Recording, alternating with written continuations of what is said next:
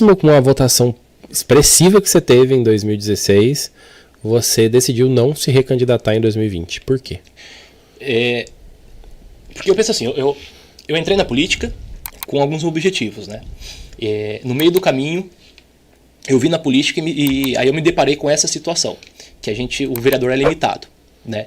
E eu sempre pensei comigo, desde o primeiro entrar, que eu não queria ser cômodo naquele cargo que eu exercesse. Então eu queria ver possibilidade de crescer politicamente, né?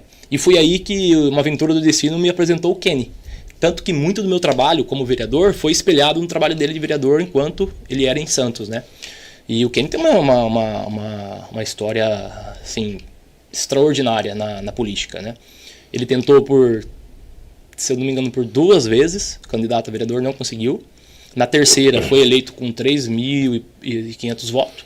Que é pouco para Santos. Seria como uns 200 votos, 180 votos aqui em Borborema, sabe? Entrou na legenda. Na média, né? E depois ele fez um trabalho, assim, fantástico ali. Fantástico. Quem acompanha, quem conhece, sabe. Realmente fez. Tanto que ele foi eleito com quase 25 mil votos. Né? Foi a maior votação proporcional do Brasil naquele ano. E isso projetou ele muito bem para a questão de alcançar novos voos, digamos assim. Então eu conheci ele nesse meio tempo, enquanto ele era vereador ainda, na reeleição dele, né? Me aproximei, quis conhecer, fui para Santos, peguei amizade com ele e tudo. E aí assim, surgiu a oportunidade dele sair para candidato estadual, né? A gente conversou bastante, e, trouxe ele aqui para Borborema, né? A gente conseguiu colocar quase 300 votos para ele. E eu lembro, lógico, teve um trabalho de vários grupos ali que me ajudaram, assim, algumas pessoas próximas, né, que realmente vestiram a camisa e me ajudaram, né. O Nilson foi um deles e tudo, o Eduardo também foi um deles que me ajudou, mas assim, o que me mais abraçou muito a causa foi o Fera Negra, né, então me ajudou muito nessa campanha, correu muito comigo, da de 2018, e consegui uma votação bem expressiva para ele. Tanto que assim, ele ficou até surpreso, né, que ele veio 2 vezes para Borborema nesse meio tempo, mas assim, nunca mandou nada, não era deputado, né, ninguém conhecia o Kenny, quem que era Kenny? Tem um nome estranho e difícil, né? O cara de fora, então. Mas graças a Deus a gente conseguiu colocar uma votação expressiva para ele. E aí ele, digamos assim, começou a me enxergar de outros olhos, né? Então ele falou, puta, você foi parceiro, você foi leal, porque muitas pessoas falaram que estariam com ele e não acabou por fim não estando, né? Por conta de recurso. Ele não era um cara que tinha dinheiro, tanto que não mandou R$1 para mim, né? Trabalhei porque eu gostava do trabalho dele e ele me ajudou muito no ensinamento que ele próprio fazia na rede social. Então eu sou assim, a minha projeção de vereador deve-se também uma boa parte por conta do trabalho dele. Eu me espelhei muito no trabalho dele. Né? E aí ele fez na verdade, assim, ele não me fez o convite, né? Ele falou que queria levar eu para São Paulo. E ficou vago, porque eu tinha mais 2 anos de vereador, não queria deixar de ser vereador por conta do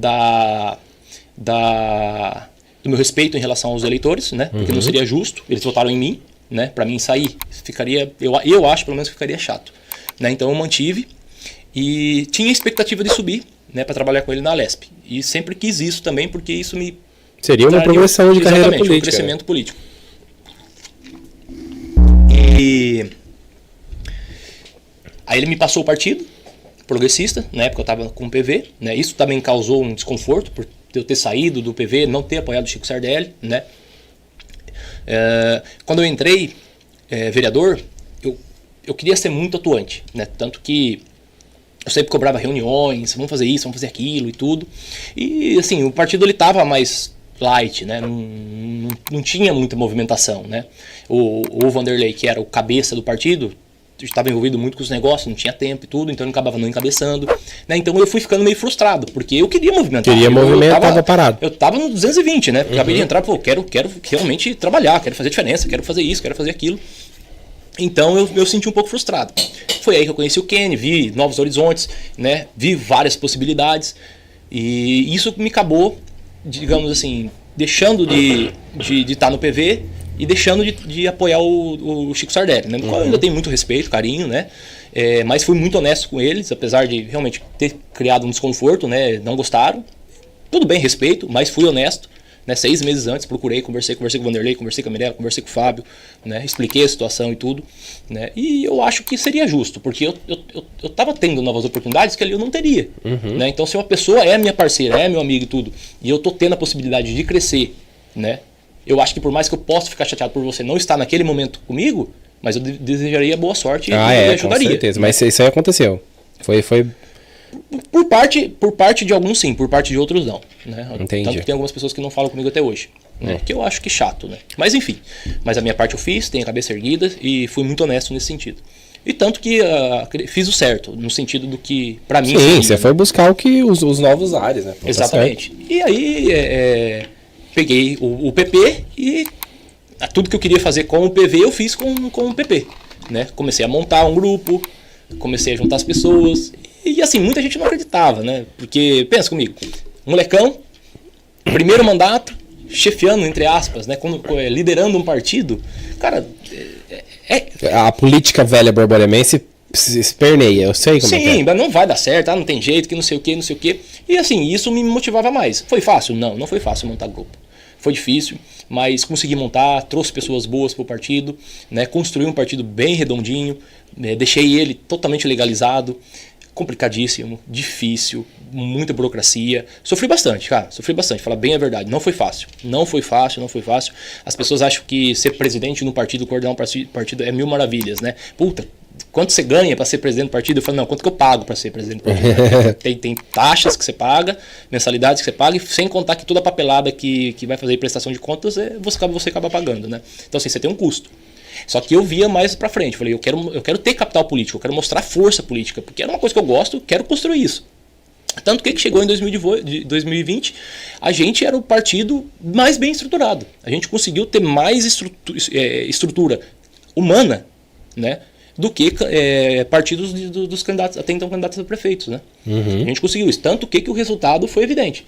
No sentido, a gente conseguiu colocar, somando o voto de legenda, 2.030 e poucos votos. A gente foi o partido mais votado sem ter candidato a prefeito. A gente teve candidatos ali a vereadores que foram muito bem votados. A gente teve cinco candidatos que colocaram mais de 200 votos. Né? São candidatos bons, candidatos que apresentaram ideias, projetos, sabe?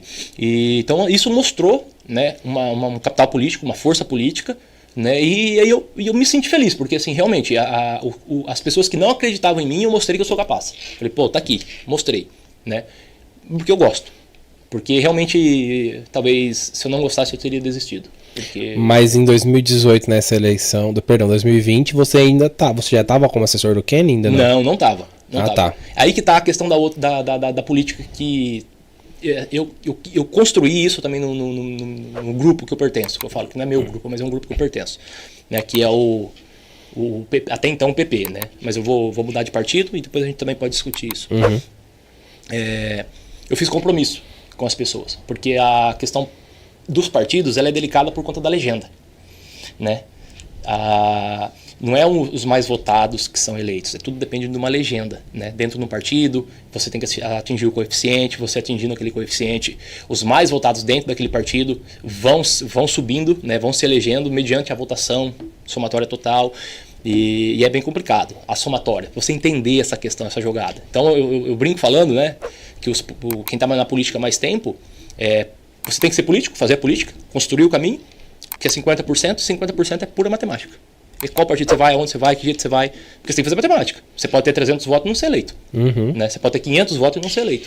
Então, na questão da eleição, matemática é crucial para você ser ou não eleito, né? E a dificuldade que muitas pessoas têm de ingressar num partido é por conta dos medalhões políticos, digamos assim, entre aspas. Seriam medalhões políticos? Medalhões políticos é aqueles que têm muito voto, já são vereadores, que têm capital político pronto, né? Que já tem mais força política. Muitas vezes, por conta do salário do vereador, tem mais condições financeiras, né? Então, isso eles veem como um medalhão. Todos nós vemos como um medalhão, né? E a dificuldade de você estar disputando com eles dentro do partido.